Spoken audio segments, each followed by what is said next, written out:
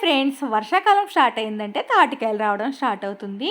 మనకి ఎండాకాలంలో తాటి ముంజులు ఎంత ఫేమస్, మాకు వర్షాకాలంలో ఈ తాటికాయలు అంత ఇష్టం అనమాట. ఈ తాటికాయలతో రొట్టె వేయాలన్నా, గారెలు వేయాలన్నా ఏదైనా సరే మా ఈస్ట్ వెస్ట్ వాళ్ళని మించిన వాళ్ళే ఉండరండి. నేనైతే మన ఊరు వెళ్ళినప్పుడు ఒక 2 తాటికాయలు ఉంటే తీసుకువచ్చాను. వాటిని అక్కడే గుజ్జు తీయకుండా నేను తాటికాయలే తీసుకుని వచ్చేసాను. ఎందుకంటే తీసే టైం లేదు. ఫంక్షన్‌కి ఊరెళ్ళాను కదా! అప్పుడనమాట. ఇంక తాటికాయలు తీసుకొచ్చేసి ఇక్కడ పైనున్న దాని తొక్క తీసేసి, మా వారు ఏంటంటే నాకు తాటికాయలు తీయడానికి ఇంట్లో ఏమీ లేదు అంటే కంచం పెట్టి తీయొచ్చు అని చెప్పి ఆయనైతే కంచానికి పెట్టి తీస్తున్నారు. కానీ పీస్ వచ్చేస్తుందని చెప్పి మళ్ళీ ఇంట్లో జల్లెడ ఉంటే నేనైతే జల్లెడ మీద పెట్టి తీస్తున్నాను.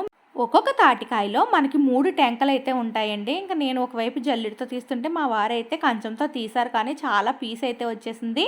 ఇంకా ఆ పీస్ వచ్చేసిన ఆ తాటి గుజ్జుని తీసుకొచ్చి మళ్ళీ జల్లెడ మీద పెట్టి రుద్ది మొత్తానికి ఎంత తాటి పేసం వచ్చిందో చూడండి. మా ఊరి సైడ్ దీన్ని తాటి పేసం అంటారనమాట ఈ తాటి గుజ్జుని. ఇప్పుడు దీన్ని నేను ఒక బౌల్లోకి అయితే వేసానండి. ఇప్పుడు ఇది ఒక కప్పు వరకు ఉంటుంది ఆ తాటి పేసం. దాంట్లోకి నేను వరినూక ఉంటుంది కదా, ఆ వరినూక కప్పున్నర వేస్తున్నాను. ఇది పొడి వరినూకే వేసుకోవాలి. అలాగే దీంట్లో ఒక కప్పు వరకు బెల్లం తురిమేసుకుని అంటే పౌడర్ చేసుకున్న బెల్లం పౌడర్ని అయితే వేసానండి. మనం ఇదే ప్లేస్లో వరినూక ప్లేస్లో ఇడ్లీ నూక కూడా వేసుకోవచ్చు.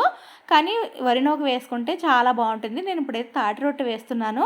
అలాగే దీంట్లోకి తురుముకున్న కొబ్బరి ఒక కప్పు వరకు వేసానండి. కలసం మీద పెట్టిన కొబ్బరికాయ ఉంటే అది తురిమేసి వేసేస్తున్నాను. ఇప్పుడు దీంట్లో ఒక 2-3 టేబుల్ స్పూన్ వరకు వాటర్ వేసుకోవాలి. వాటర్ అనేది మరీ ఎక్కువ వేసేయకండి.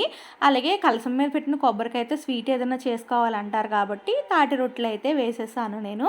ఇప్పుడు దీన్ని మూత పెట్టి ఒక 1 to 2 అవర్స్ వరకు అలా పెట్టి ఉంచేయాలండి. ఎందుకంటే మనం వేసిన వరినూక ఆ తాటి పేసంలో బాగా నానాలన్నమాట. ఇప్పుడు నాన్ స్టిక్ కళాయి ఉంటే మీ దగ్గర పెట్టుకోండి, లేదంటే మామూలు కళాయి అయినా పెట్టుకోవచ్చు.